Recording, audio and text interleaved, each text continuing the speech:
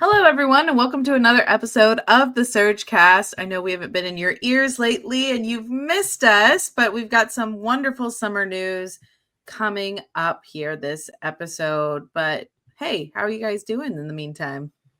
Zach, I'm going to cut you off. I don't know if you saw the news right here.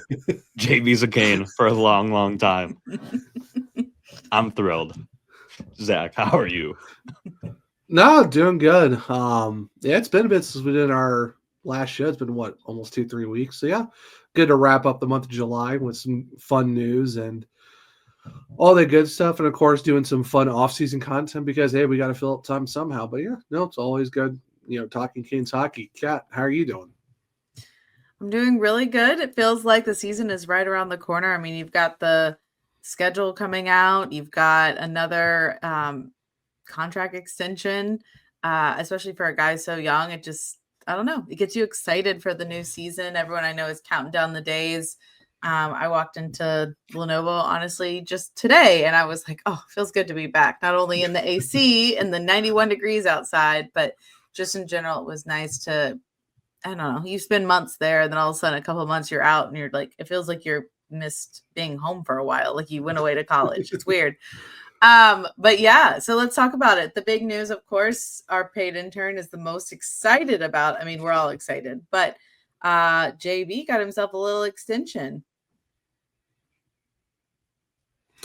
Yeah, no, very fantastic deal with the Carolina Hurricanes. Initially comes out, you see that it's an 8-year deal. Yeah, very nice. And then you look at the amount, it was $45 million. Comes out to was supposed to be $5.625 million if you do the normal math of all that. But with the deferred money, it actually comes out to $5.117 million. So that kind of changes the difference to like $40 million is some change. But either way, he's going to get his normal 5.6. It's just they broke it up in different ways. And the funny part about it too is these type of contracts are gone in the next CBA. So the Carolina Hurricanes, like, okay, so you're going to take the 8-year max out and you're taking deferred money up. Okay, that's fine. We'll still take care of it right now. And that's essentially what it is. And it's a great win-win for both sides. And it's a great team-friendly deal. And the fact that, you invest in a young guy that you really enjoy, and now you give security to for Jackson Blake. It's like, now I know where we're going to be at for the next 9 seasons through 2033, 34. So overall, I mean, how can you not be excited about this deal? And just the fact that the Hurricanes are like, all right, you're taking our extra advantages away. All right, we'll just use it now. Doesn't bother us any. Yeah, I feel like we were just hearing about that, like, kind of deferred money with Jacob Slavin's contract, and everyone around the league was like, oh, wow. And like, maybe teams will start doing this more. Like, that's really smart. And all of a sudden the league said, no, we're not doing that anymore, which is really funny that they would, crack down on that and be like, no. But then things such as like going against the cap hit of the playoffs and certain circumventing of rules there haven't really been addressed. But this one, they're like, no, we're going to get rid of that ASAP. Yeah, thankfully that is also going to go away too in the CBA as well. But yeah, it's kind of funny. It's like, oh yeah, we're going to shoestring this one thing that the Hurricanes figure out how to do immediately instead of the other one. And it's like, oh, okay, hey, fine, whatever. Just gives the Carolina Hurricanes more incentive to get their work done now instead of later. So yeah, so it's Slavin, Jarvis, and Blake all have deferred money, and the Carolina Hurricanes are, laughing themselves at the bank knowing that, hey, we got 3 guys locked up at very good contracts for the next almost decade, which is crazy to think about. I should have wore my chef's hat because Tulski is cooking. Are you kidding me? JB locked in 8 years. You get that extra year. Like, you don't have to worry about that with the CBA and then going down to 7. You get the extra year with JB. 5.1 AAV? Are you kidding me? That's going to be an unbelievable deal soon. And even if he plays through that deal extremely well, he'll get paid. And he'll be essentially 31 when that contract expires. Yep. Like, you can get JB double down again, if he plays through it. But you're getting him in his prime on this deal that is unbelievably team friendly, because we saw what he did this year. 34 points, 17 goals, 17 assists in a rookie season. Like at one point in the playoffs, there's 4 rookies on the ice for Florida. It's like, yeah, there's a reason they didn't play well. Kind of rookies, and like no one played well in that Florida series. But JB balled out last year, going from a guy who he himself said it today in his press conference. I didn't know if I was going to make the team. Almost every media member said he's probably not going to make this team. I was in the minority, proud of it. You guys were witnesses. He defied all odds, moves up to the first line, and balls out as much as a rookie can for a guy who was a previous 4th-round pick. What an unbelievable signing for the Canes. Let Tulsky cook, and he is cooking. I do love seeing. I'm pretty sure it's Blake that everyone loves to reshare that. I think it's that rookie, like that stats card. Oh, card where it has like the 1% chance. Mm-hmm, yeah. And he took that 1% chance and ran with it. But no, I remember going into last season, you had him and Nadeau, and I think a lot of people were thinking Nadeau was going to crack in before Blake, and Blake said, "Nope, I'm going to put all I got into this." And you kind of got a similar story as to like Seth Jarvis, where just has such a breakout. Like you're like, I don't know if he's going to make it. Finally cracks in and just kind of runs with it. And then the Canes immediately are seeing like, hey, this is someone else that we need to lock in on immediately. Like we see so much potential. Like there's obviously like Nadeau and some of the other guys, there's still potential there. But when you see a guy like Blake or Jarvis that really cracked the ice like they did, it's really great to see. And, Tulsky said, we put ourselves in a position where we know our core won't be eroded by the salary cap. We know it won't be eroded by age. We put ourselves in a position to keep adding. And I mean, we've talked about the couple of players that are signed, but we've got a whole list of signed players. Like, again, it was just like a season or two ago that we had a giant, like, exodus of players. It was that time of the year for the team where everyone's contract was coming up, everyone was leaving. It was like, what's going to happen? Like, was this our moment? And Tulsky and them turned around and said, nope, we're going to lock in a really young core, a really young, skilled, talented core. And with a couple of guys that maybe are just now in their prime, getting into their main prime years, and we're going to lock them up for the remainder of that. And so you're not going to have that big exodus again for quite a while, and you have lots of competition and compete from these guys for quite a while now. Oh, yeah. Kat.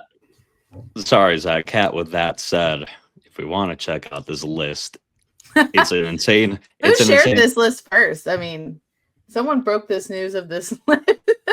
Well, someone also had some idea potentially about lore that was also then taken, but whatever. we'll let that be. We're looking at this list. So again, like you have your mix of both rookies and vets here locked in for the next 3 seasons at least with the Carolina Hurricanes. So going through, for those of you that aren't watching, Taylor Hall through the 2028 season, Andrei Svechnikov, Sean Walker, and Eric Robinson through the 2029 season. Jesperi Kotkaniemi, William Carrier through the 2030 season.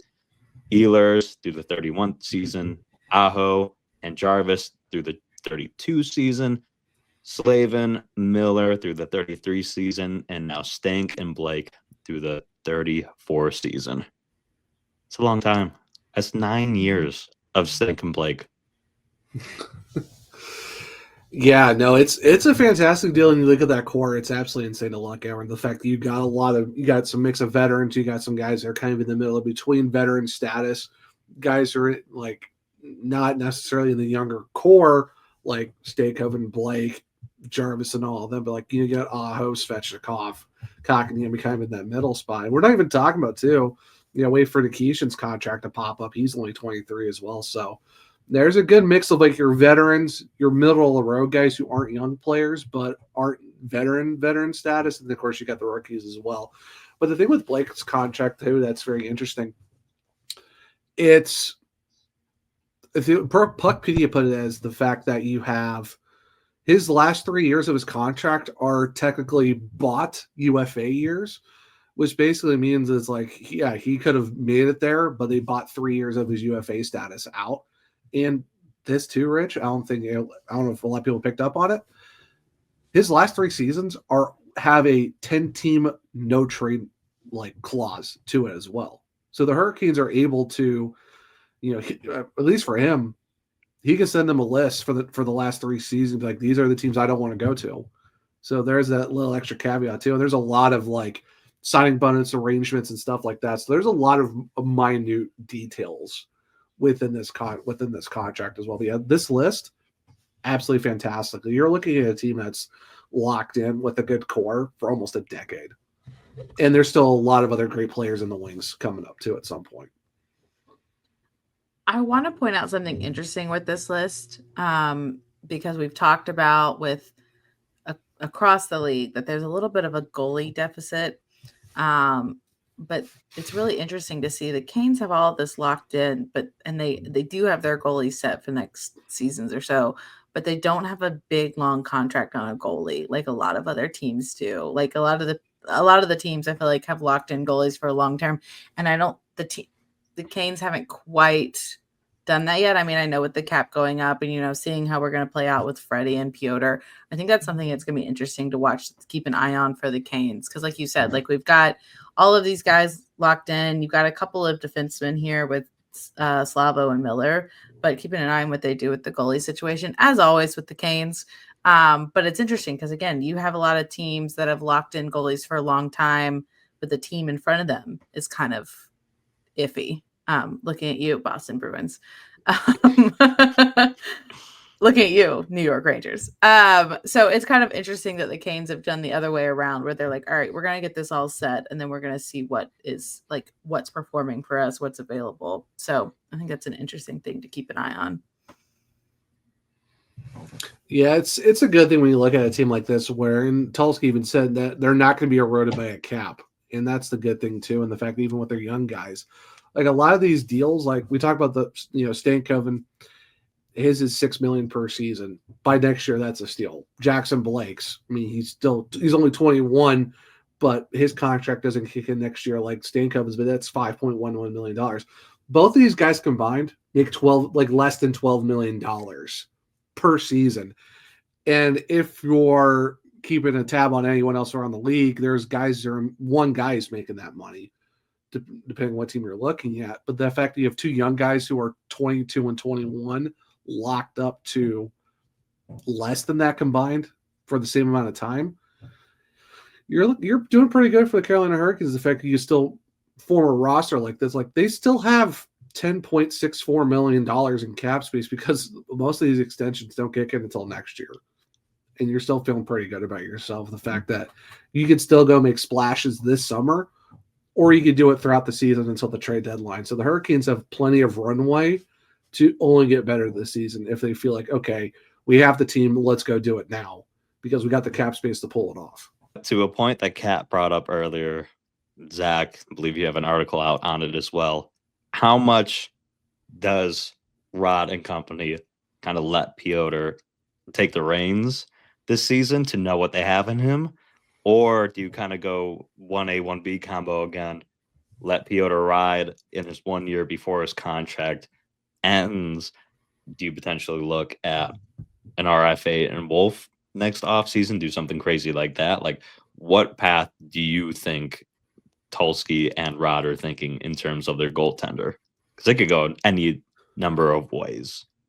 Yeah, there's a lot of ways you can go down, but for me, it's like, if you think that Piotr is going to be your guy for the future, even if you go 1A, 1B, Coach Chekhov has to play at least 50 games. Like, you're still going to give Freddie 32, if anything else, and then maybe ride a hot goalie here and there. But if you want to figure out if he's your guy, he's got to get the bulk of the starts.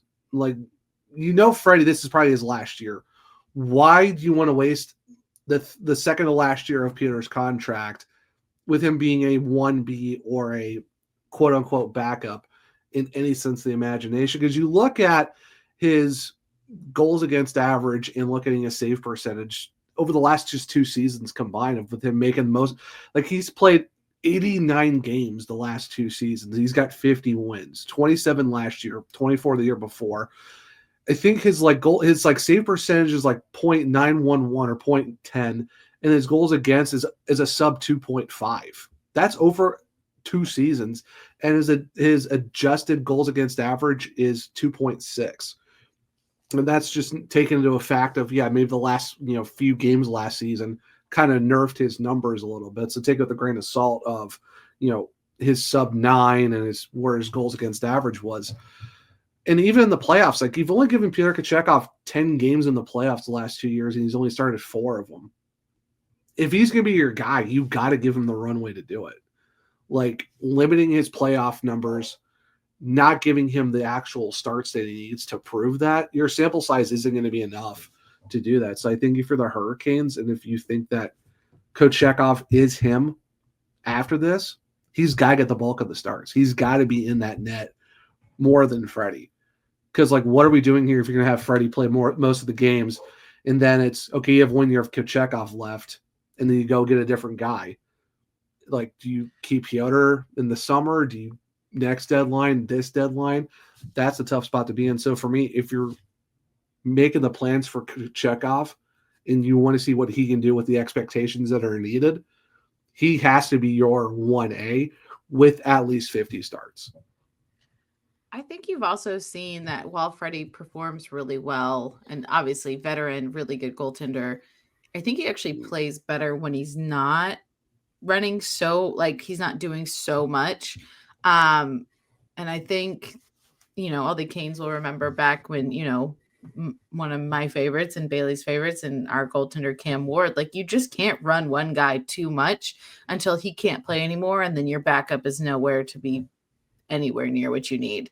So I think it'd be beneficial, especially for Piotr's development, to see where he's going to be his future with the Canes, for Freddie's play and health wise, that you do give a little bit more of the bulk to Piotr, especially to start, because you need to see how it's going to go. Like, how's he going to play? Is he starting to mature? Is he getting out of some of those crazy habits? But like you said, like he's had really good numbers. He's played really well. Sometimes he gets put in some interesting situations where it's like, okay, well, that's not on him. That's just how this game is going. Also, there's times where like, how did he let that? And it's like, he hasn't played in multiple games. Like he's got to get his feet back under him. So I fully agree. I think it would be beneficial to see a little bit more of Piotr in this upcoming season. I think I would agree with that sentiment. I would agree that the Canes need to let him see some more pucks, though, because at times the Canes, just the way they play, they dominate their opponent so much. Piotr is seeing 4 shots a period, and maybe he lets one in. So that save percentage doesn't even reflect like what Piotr is doing necessarily, because he's just not getting the reps in game that most other goaltenders will. So he's not able to get into his flow and rhythm that he typically would. So he lets in shots that either he shouldn't because he hasn't seen a puck in 5.5 minutes, or someone hits an incredible shot on him and it reflects poorly on Piotr because it's the third one of 3 shots he's let in a period. But like, it was a hell of a shot, so you can't blame Piotr on it. So he's been impacted just by how well the Canes forecheck at times and are able to keep the puck. Darn it, Jacob Slavin.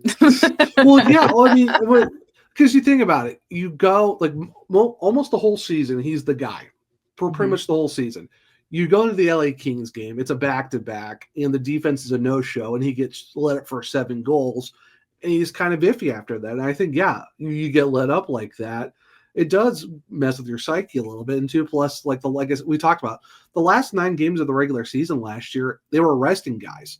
So people want to look at the numbers and be like, oh, well, he stunk, his goals against average and his save percentage and this, and this. And it's like, well, there's some context. Guys were resting. The Hurricanes weren't really trying at that point. So the numbers don't really reflect that. But if you look at the whole season, goalie doesn't just luck his way into 27 wins. Like Pierre Kochetkov won 27 games last year. That's a lot. Like I said, he's won 50 games in the last 2 seasons and 89 starts. That's pretty dang impressive for a goalie to have that. So to act like that he isn't consistent or he's not that guy, or that our goaltending still needs an upgrade, but it's like, and I said, you guys know this, I said it all last season, goaltending was never the issue. It was the inconsistencies in front of the goaltending. I think if this team can lock in and have that, if they have another 14-4 start, but don't have that 500 November, that 500 December, we saw them win 6 games and lose 6 games, or have that atrocious February where you win 2 games total in that month, I think the numbers look a lot better, and I think it's not just, it's the goaltending, when it's really everyone else on the team wasn't really doing much either to help them out. So I would not really put a lot of stock into the numbers of last year on Piotr for just inconsistent play and rest at the back end of the season. Like I said, before that LA Kings game, he was fine. He was doing great. It's just he got put into a bad situation where the Kings couldn't miss and the Hurricanes just couldn't play defense. Do I still have trusted him, and do I believe that he's going to be probably the guy of the future? Yeah, because we've seen that he can do it. And you saw him get more mature as the season went. He wasn't as aggressive. He was still aggressive, but at the right moments, not these random, what are you doing type of situations. Plus, he's only 25. He's still young. Like, what are we? Yeah, it's not that serious. With the LA Kings, you definitely saw. I feel like that's why when like the Canes get a goaltender and they're like, oh, he didn't have great numbers with another team, and you're like, but wait till he's behind the Canes defense, like he's gonna do great. And like same the other way around is like when teams take goaltenders from us that we're like, okay, like they're not going to work with us any longer, and teams like, look at his numbers, let's take him, and then they don't perform the same. It's always like, okay, but think of the guys that are playing like the defense in front of him, the team in front of him. And I think the LA Kings game, you really showed like if we weren't that Carolina defense, like if we weren't that Rod Brindamore structure, we'd have a little bit more iffy times. Like that's where like a goaltenders can get more exposed, especially if they're so used to that kind of play in front of them. So then when you saw like we were resting guys or they weren't really like putting their all in, then you're like, oh wow, like yeah, the goaltender's getting lit up. They're seeing more shots than they've seen for multiple games. Mm-hmm. So yeah, I think you really have to take it. I don't think a win is a stat for a goaltender. I think a goaltender's play, rarely is it their fault that the way the game goes. Because it takes, I mean, again, you got to get up and down the ice. You got to get past the rest of the team. Like in any sport, you got to get past the rest of the team to see what the goaltender does. And I think there are certain times last season where the Canes did not perform to their ability, and the goaltenders, their stats suffered because of it. But yeah, so yeah, I think the goaltending is going to be a little, that's going to be, again, it's always going to be the question mark. Everyone's going to have a thought about it, an opinion. We're going to see what's going to happen. Love to seeing that Freddie is back healthy. Hope to see Piotr more. Did you have another thought on that? Well, no, talk about thoughts on items, Kat. If you want to transition to that over the weekend, my goodness. If we're not talking about the hot topic of goalies, let's talk about the hot topic of alternate merch logo going around. Let's see where this pops up on the screen. Oh, there it is. Okay, so for anyone that hasn't seen it, it's just an alt logo for funsies in the store. Of course, it came out of nowhere, so everyone was like, what is this? Like, that's not our normal logo. I mean, it kind of is. It's the two flags and the hockey stick. It gives me different vibes, like, looking at it. So the eye makes me think of the Kraken. It's got that eye in it, which I'm not, I guess, the eye of the storm, but, like, it looks more like a creature rather than the storm. And then it also gives me, it's got that swirl of, was it the Thrashers, or there's some logo where it's like very, it gives me that. And it just looks more like a creature than I want it to look like. Like I get that there's probably like trying to make it like a storm. It's not my favorite. I don't like the creature that it's made into. It's like reminiscent of other logos, but not in a unique enough way that I'm like, that's cool. And then you also kind of take away the cool thing about the two flags of like, you don't see the North Carolina outline of it. So it's kind of like, oh, they're there, but like you took away the unique thing about them. So I don't know. What are your guys' thoughts? So for context, I mean, this is from the hat company Zephyr. So it's not the Hurricanes actually doing it themselves. So there is some context here. So big thanks to Doug for kind of clarifying that. So yeah, this is not a Canes logo. If we had an alternate logo or a change in identity, we would have had a whole bigger press conference rather than here's a hat on the Carolina Pro store. Like, so it's not that serious. It's just something different. For me, I don't mind it. Is it my favorite? No. I mean, we've had other logos, and even the current ones are fine now. It's something different. Did it hit the mark? Probably not, but at least it's a little, it like Doug said, Zephyrs, they push the boundaries. They're a little bit unique. They think outside of the box. So it's a different variety of how they did the warning flags. Like I said, I don't hate it. It's not my favorite, but it's just one of those ones where it's like it's kind of down the middle. Like, yeah, I'm kind of indifferent with it. It's it's a different hat logo. I guess I want to see it. I guess more in person rather than on a store because you can see it one way on a website, and it might be different than when you see it in person. I guess I might whenever I get to Lenovo this year, I might take a look at it and be like, okay, what does it look like in person? But as of now, I don't mind it. It's not the worst. It's not the best, but it's okay. It's different. It's unique. It's definitely outside of the box, that's for sure. So, and like I said, this is Zephyr, not the Hurricanes making this. So let's not kill the Hurricanes for this one. I love how you say this is different, this is unique, and I just said it's pulling elements from other logos, I think, too much. Hey, I'm going off what Doug is saying. Don't. I know.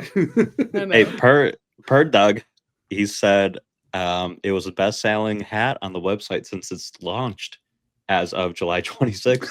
for what that's worth. Money. Hey, what they say? Money talks, Rich. Money talks, man. Yeah. The only thing I'll add to this is I think people were a bit scarred by the announcement of the Lenovo Center rebranding getting announced through the release of NHL 25. So I think some fans might have thought, uh-oh, here we go again. Something's getting released before the Canes release it. But like Doug said, like Zach said, it's just through Zephyr. So no need to worry. This is not going to be on any jerseys or anything anytime soon. Yeah, it's just a one-off hat. It's we're not getting crazy here. If this was like on hoodies and other stuff, maybe we can take a little more of stock at it. But if it's just a hat, I don't see what the big deal is. It's different. I figured some people were going to buy it. They did. Hey, can't please everyone, I guess. Yeah. Just like with certain contracts, and people think some players are overrated, but here we are. Well, here we are. And we said at the beginning of this, I said it was getting closer to, hey, Canes hockey is coming back.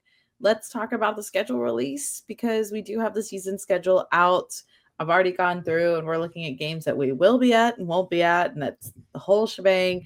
But there are a couple of key dates that our wonderful paid intern has mapped out for everybody so that hey, if I'm looking at a certain game to go to, besides being like, hey, I'd like to see them play this team or a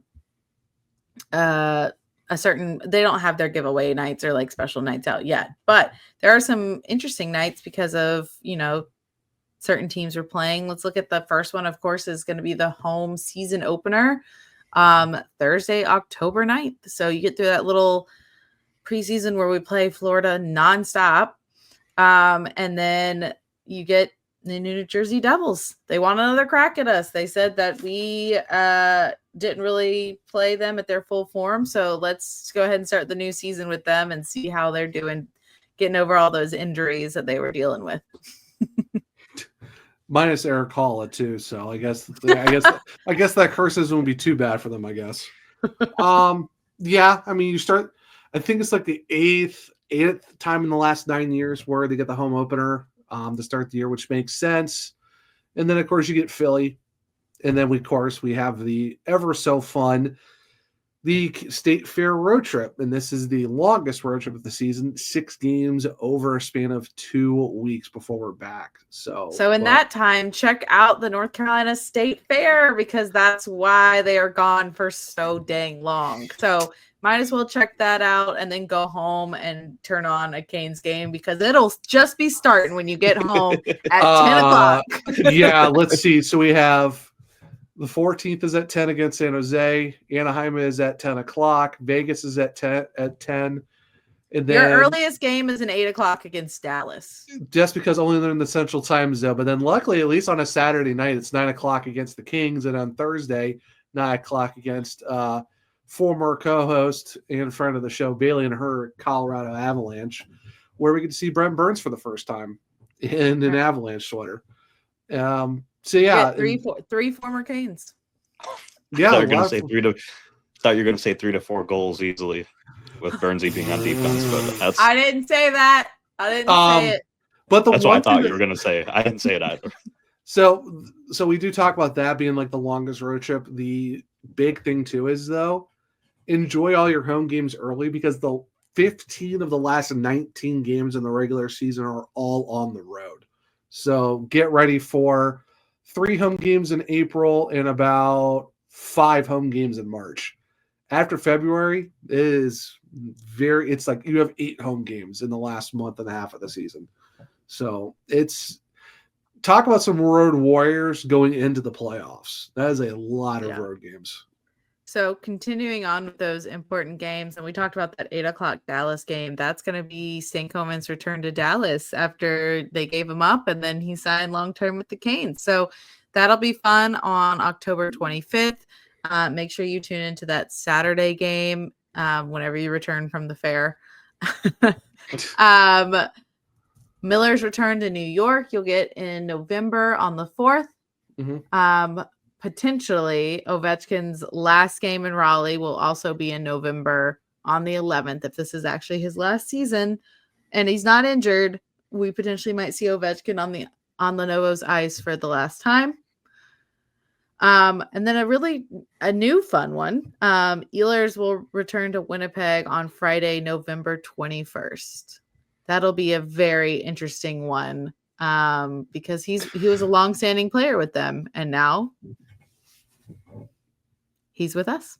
Yeah, and the funny part is the thing that's funny too is the fact that they come to Raleigh that next Friday. So it's like we go to Winnipeg, and then the next Friday they come back to us. And then how about this though, Kat? It had to be January 6th, and it's the Dallas Stars coming to Lenovo Center for Mikko Rantanen's first game back. No, you skipped an important one though. We're gonna talk about it. We're gonna talk about it. I'm just saying. The date. You're out of order. I'm not on the tweet that Richie put out. I'm just looking at the schedule. We're talking about Dallas for a hot second. My goodness. Fine, you do it then. You do it. Well, I'm just staying in order in case people were following down their schedule and marking it down.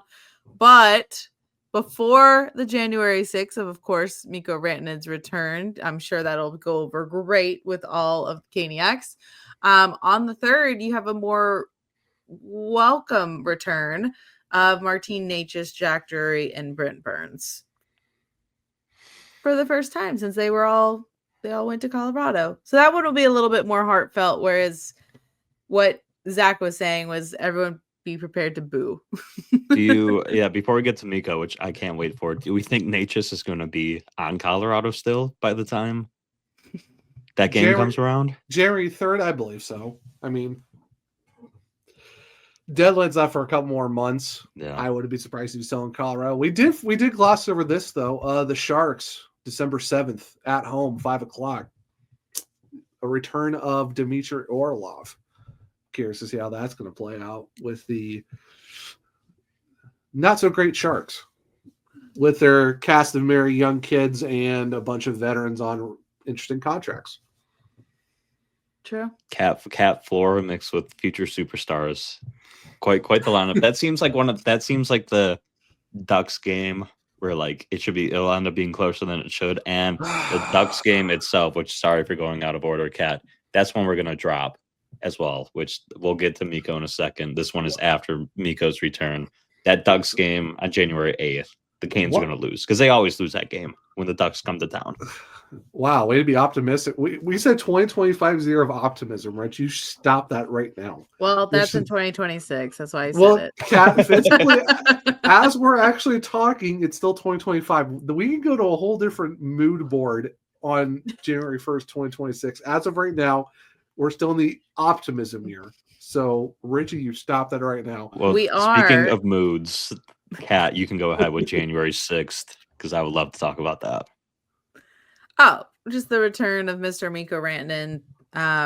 Let's see if he actually, plays any hockey while in Raleigh for one time. I'm gonna learn a lot of Finnish swears. It'll be interesting. I don't think he'll get any sort of welcome.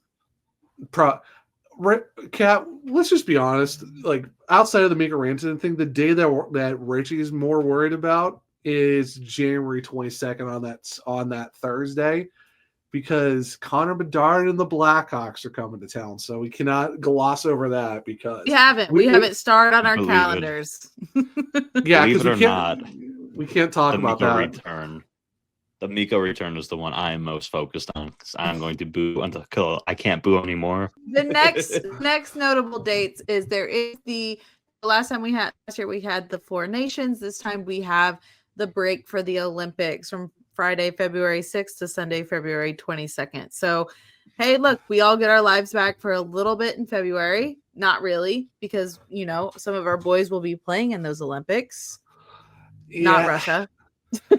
Yeah, well, because you're going to have all we know so far is Freddie and Aho. Obviously, Jarvis is, I hope Jarvis is there, but Slavin is definitely going to be there for USA. Mm-hmm. Jarvis, I'm curious to see how that's going to play out because it's Team Canada and who knows. 3 weeks in between February 5th at the Rangers and then you're back home against the Tampa Bay Lightning on the 26th. So, yeah, it's a very long stretch of 3 weeks of no Canes hockey, at least outside of our guys playing for their countries.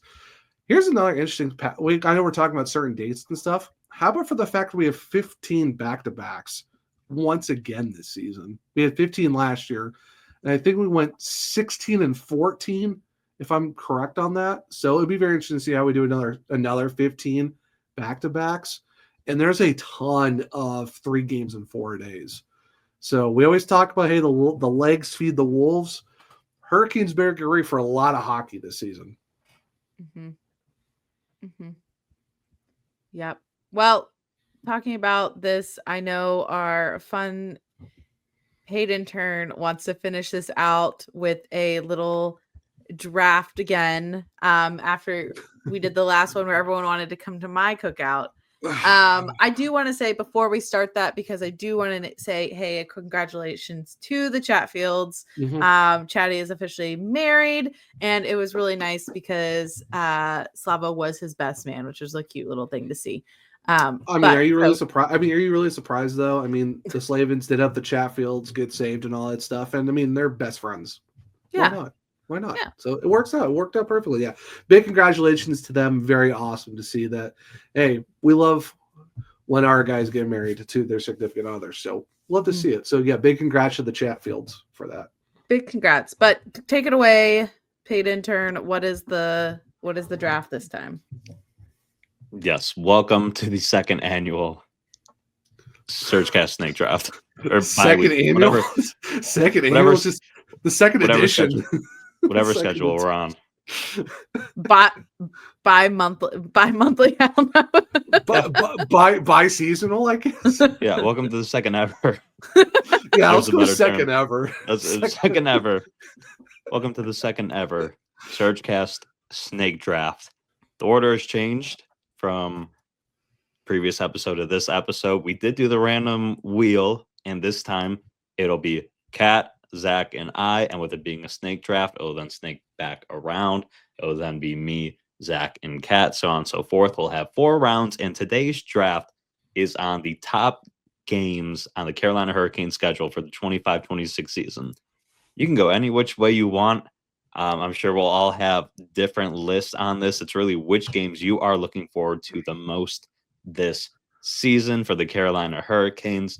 So with the first overall pick, Kat, you're now on the clock. What game are you looking forward to most for the Carolina Hurricanes this upcoming season? Give me that home opener, baby. Give me the home opener. Gosh darn it. It's going to be the most electric. You're going to start the season off strong. That's when everyone's like, all right, hockey is back. And it's just the vibes are high. You're ready to see the guys hit the ice again. Tailgating starting up again. Give me that home opener. Gosh darn it. I was hoping I wanted to take that one and I should have known. Should have known first overall that'd be that. Gosh darn. It'll be the Lenny will be rocking on Oh. October 9th. That is for sure. The energy is going to be through the roof. Hopefully by then, with all the renovations going on at Lenovo, you got the Vista Bar up in section 317. You're going to have a new feel, new vibe to Lenovo. It's going to be really exciting to get back in that building for the home opener. Yeah, and new food too, and all that stuff. I mean, it's gonna be a lot of fun. You're talking division rival stuff like that. You know, it's all the vibes are going to be high that night. And I can imagine all the loud pops are going to get for Rod per usual, Jarvis, Aho, Slave, and all those guys. Nikolai Ehlers for the first time. You know, Karen J. Miller. The vibes are going to be super high this season, especially for the home opener. Absolutely. So with that off the board, we'll move on to Zach. Pick 2, round 1. The thing is, like, she took the best one. If we had the promotional schedule, this would be so much easier to figure out because I know what giveaways are going to be, what our theme night's going to be. If we're just going off base of just straight game vibes, this does make it very interesting. But I'll say for my pick of the first round, give me November 21st. In Winnipeg for the return of Nikolai Ehlers to the team he was with for a decade. So if I'm not going home opener for my first round, give me the return of Ehlers back home. Back home in terms of his former team in Winnipeg. There's going to be a lot of emotions in that building on that night. Having one of your star players coming back after so much time spent. It'll be interesting to see how really both teams respond to that game with so many of his former teammates and likely a ton of his friends still on that Winnipeg team.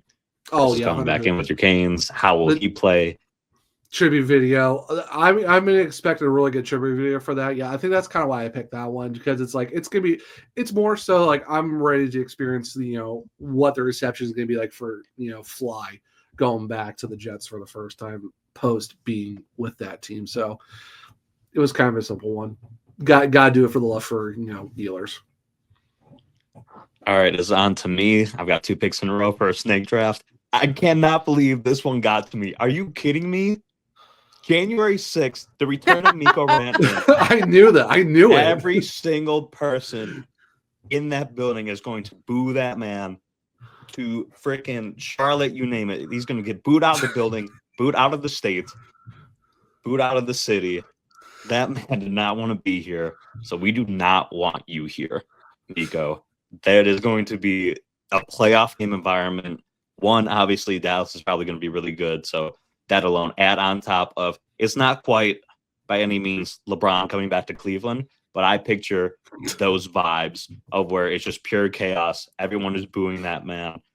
I don't think anyone will ever have been booed louder than Mikko Rantanen will when he comes back to Raleigh. I am so glad I got that pick. And I'm so shocked I got that pick. I haven't even thought of my second pick yet. But again, if y'all want to touch on January 6th real fast, any other final thoughts on that? I'm curious about what's going to be more. So, like at the end of last season, Colorado was like, "All right, we're okay with Rantanen, like it's all right." But then he kicked them out of playoffs. So I kind of wonder how the vibes are going to be when he comes back in the regular season. That's the only other game that I'm going to be really interested to be like, how are the vibes in this game? We'll have to ask Bailey, but yeah. No, I mean, it makes sense. I mean, there's a lot more stuff that came out after that with Rod, doing a lot of interviews to ask him about the whole situation, and he kind of cleared a lot of things up. So, I mean, in terms of the Hurricanes, I don't think they're going to care, but I think this is going to be more of like a fan experience of, Oh, it's a very much such a team environment that the moment you're like, it's not for me, but you do it in such a way where you're like, okay, well, you didn't even put any effort and then leave. You just immediately were checked out and kind of didn't help the team out at all. It's just kind of like, all right, that's kind of BS. Like we've had guys that have had less ice time or played like lower, like got paid less, low, like fourth liners that have given so much more effort. Even guys where you just get called up, like, you're not a superstar, but you get called up for a chance just to play a game, and they give so much more to it than he ever did. And it's just like, all right, we kind of gave you like, okay, he's in shock, like give him time to adjust. And then when you find out that he was like, yeah, I just was really checked out, you're like, why did I defend this guy? So All right, Rich, second pick. Second pick. Yes. So it's tough. One, I feel like will get back to me potentially. I don't think one will, but I'm going with my gut on this one. I'm going to go home December 23rd versus the Florida Panthers. The first time we get Florida in Raleigh, which anytime we play Florida in the regular season, it's like a playoff game. The teams hate each other. The vibes are through the roof. It is them saying we're the best, deal with it. It's the Canes saying no, we're not going to put up with this. So for Florida to come in, I really want to see how the Canes respond, which I won't tit picks, but they play Florida a couple times this season. So I want to see how they respond to the Florida Panthers this year after getting bounced fairly easily in the ECF. We get Florida 3 times this season, actually. So it's going to be very interesting to see how that plays out. I'm not really surprised it's Florida. I'm curious to see if your other pick that you're hoping for comes back to you is back in January. But yeah, I mean, you're talking Florida back home after the conference final. And the fact we're playing them the second time in the span of like 5 days because we get them in that back-to-back on the 19th and 20th in Florida. And then they come to us really quick. Yeah, I think there's going to be a lot of residual feelings if anything goes off on the 19th in Florida. That'll probably carry over to the 23rd. But no, makes sense for the 23rd at least for that one. All right, Zach. Oh man, I'm gonna start picking this draft up. Yeah, that like I said, it's the crazy part because there's just we're looking at the schedule and stuff like that, and like I said, we're just going off of straight game vibes, not promotional nights or stuff like that. It's you know.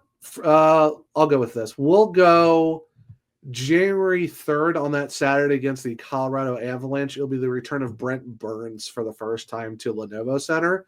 And of course, he's going to be with, fan favorite Jack Drury and a mixed bag feeling of Marty Nietzsche's. But you're going to get 3 former Hurricanes back in the building on the 3rd. Like I said, Brent Burns' first game back in Raleigh, especially after that emotional goodbye he talked about. Isn't it also Jack and Natchez' first time back too? I don't think we played them. I don't think we played them again after the deadline. Oh yeah, I think that's probably. We haven't. Nope. Yeah. Oh yeah, that's right. Their return. Mm-hmm. Oh, yeah. All 3. Yeah, that was going to be one of my those, picks. I think all 3 of them is their first time back. That's going to be. There's going to be so many tribute videos. hey, you got 2 intermissions and sometime during the game you'll figure it out. I mean, we got 3. Hey, we got one 3, every intermission. No, one at the beginning, one at every intermission. Oh no, I was going to say no. Just do one for each period. So that way, all the guys are on the ice. They can do it. Then yeah. So you pick a period. We'll give it to a guy. Yeah, I thought we played them after that, after the trade in January. But yeah, you might be right, Kat. So actually, yeah, it's a multiple return of Drury, Burns, and Marty Nietzsche's with a tribute video for every period. So. All right. Well, I feel pretty good about my second pick now. It's a lot better than I thought it was going to be. So yes, I'll take the triple return of 3 former Canes as my second pick of the draft. It's a good one, Kat. Back to back. What you got? Okay. Well, I've got the first one figured out, but give me that November 11th Washington home game. Only time we're going to see Washington on home ice. Talking about a team that we've got a lot of history and got a lot of rivalry with. / maybe the last time you see Ovechkin on the Canes ice. Can never go wrong when you play Washington, especially when you've got the added history of us bumping them out of playoffs quite recently. So yeah, give me that November 11th versus Washington. If I'm gonna pick another one, the Colorado one was gonna be probably it. But since that is now off the board and you didn't even realize how valuable it was when you did that. It was a funny little accident. A funny little accident, yeah. There's so many. If I want to do an away or if I want to do a home game. I said make sure I don't miss any. That's what I'm saying. It's tough when it's It's tough when it's just straight games and no other incentive nights for giveaways or whatnot. Give me it's always a little bit of a show when we play this team, but give me Tampa Bay on February 26th at 7:00 because that's the first game after the break, after the Olympics break. So, going into the break, we might hit a little bit of a slow down for a lot of teams. Like, hey, don't want to get injured. Let's see where we are in the season. But that's going to have fans itching to be back in Lenovo and ready to play. So it's not a home opener exactly, but when you have a break like that, fans are just ready to get back in there and be cheering loud for their team. So, give me that Tampa Bay game right back after that Olympic break. Yeah, on the Washington pick, I think that's for sure Obi's last time in Lenovo, unless we wildly see him in the playoffs. Tampa, to your point, that'll be a good one. Of you're getting a crowd that's going to be ready to get back into it. You're getting a team where it gets a little. There's always between Aho and Kucherov. There's always punches. There's always some drama. There's always something. That'll be a really good game. I think that's a sneaky pick there by the Tampa one. Moving along to Zach for his third pick. It's tough because I could go Rangers on the road because that's Keandre's first time back, but screw the Rangers. I don't really care that much. Ever since that game before the pandemic started against the Leafs, where we played the Zamboni driver and won, give me, should I do home or road? Give me December 4th at home against the Maple Leafs, because these games are always chaotic and it's always high scoring games and a lot of crazy stuff always happens. So yeah, give me Leafs December 4th to kick off. And this is like dead in the middle of a 7-game homestand, and it's after 3 days off. So yeah, give me Leafs just for the chaos. And +2, no Mitch Marner. Of course, this is the second time we're playing in this season, but it'd be interesting to see how the new core is going to be without Mitch at Lenovo. This is basically a straight up chaos pick from just every game being absolutely a gong show between these two teams. It is a wild card because, like you said, you have no clue. It could be 6-0 one way. It could be 5-5. Oh, heading into overtime. You never know with Toronto. Yeah, it's not as bad as Columbus, but you're almost there. Yeah, I mean, with Toronto, we were down 3-0, came back and won 6-3, and I think it was Marner, Matthews, and Nyes all were -5s and -6s. And Steve Dingle just loses his mind just because. So, yeah. All right, Rich, what are your two? Yep. So I'm glad this one got back to me. Sticking with Dallas, October 25th. The return of Stank at Dallas. Want to see how they respond then. That's an early season matchup, early season test. How well you can perform. I'm sure that if any resentment exists towards Mikko, which that's all, I don't know if it does or does not by any players, that kind of gets hashed out then. Just interested to see kind of how everyone handles that. And then round 4, rounded off. I'm going 4 days later. Vegas. You just said it, Zach. Mitch Marner. I want to see how the Canes play Vegas, because that is a test, 2 tests back-to-back early in the season. I want to see how Mitch looks on Vegas. I want to see how well the Canes do versus that star power. I want to know just how they match up and what that'll look like early on in the season, especially coming off of the State Fair trip.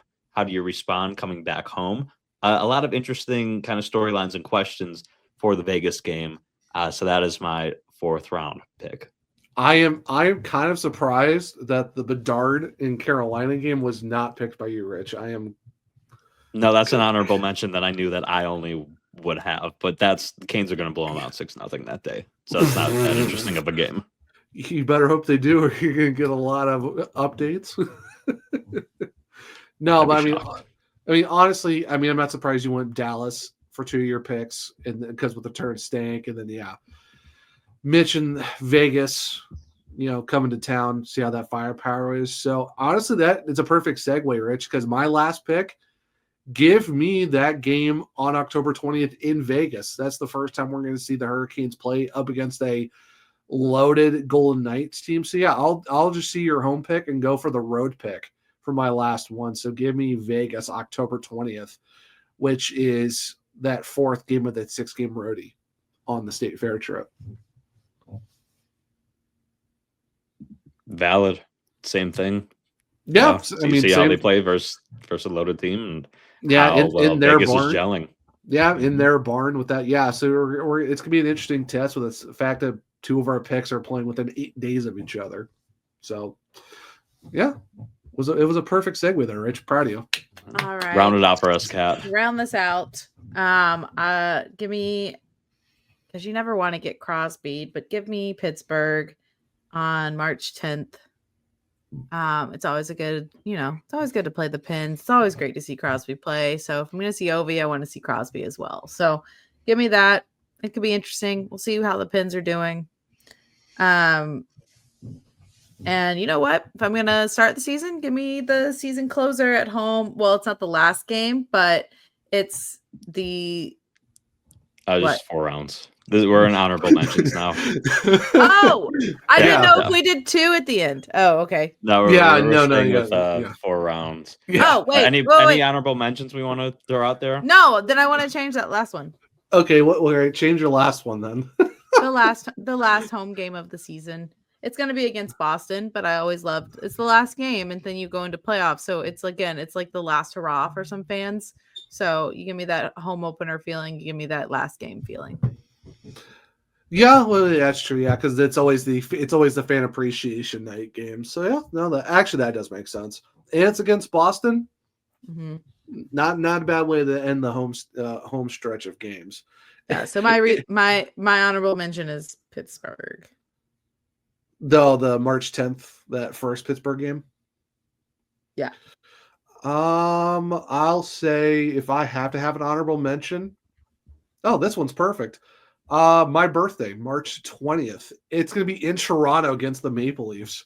So I get to have the double chaos picks this season. Give me the fourth for my actual pick, and then honorable mention birthday pick. So all right, Canes, one on my birthday, beat the Maple Leafs in Toronto. Got 3 quick ones I want to point out. At New York, November 4th, return of Miller. Yep. To MSG. At Florida, December 19th, with Zach, you talked about first time you're playing the Stanley Cup champs after they bounced you. Then you have a quick turnaround after that. And then at Edmonton, March 6th, I'm sure there'll be a cup contender. Want to see how you're playing versus them shortly after the Olympic break. Are you gelling? Are you not? How's everything looking? Is Slavin able to shut down McDavid? It'll be an interesting matchup to kind of tell how the Canes may be performing heading into the playoffs. Well, if we're going on that, Rich, November 15th, second half of a back-to-back, we are playing Edmonton after we play Vancouver the night before. So there's your early test of Edmonton on that 15th. Like I said, and it's the second half of a back-to-back. So, yeah. So to break it down, here are your draft picks. Cat, October 9th versus New Jersey Devils, the home opener. November 11th versus Washington. February 26th versus Tampa. April 7th versus Boston. Zach, November 21st at Winnipeg. January 3rd versus Colorado. December 4th versus Toronto. October 20th at Vegas. Rich, I have a January 6th versus Dallas. December 23rd versus Florida. October 25th at Dallas. October 28th versus Vegas. So there you have it. Your Carolina Hurricanes 2025-2026 calendar snake draft, best games of the season. Let us know which games you're looking forward to the most. And, well, Kat, that pretty much wrap everything up? That pretty much wraps everything up. We'll see if there's any more news in the next couple of weeks about what sign anyone else, make any trade. Never know. Tulski's cooking, like Rich said. Tulski is cooking. So thanks for joining us for this fun episode talking about the upcoming schedule, Blake's extension, all of the fun things in between. But that's it for now, and we will talk to you again next episode of the Surgecast. See you guys. See ya.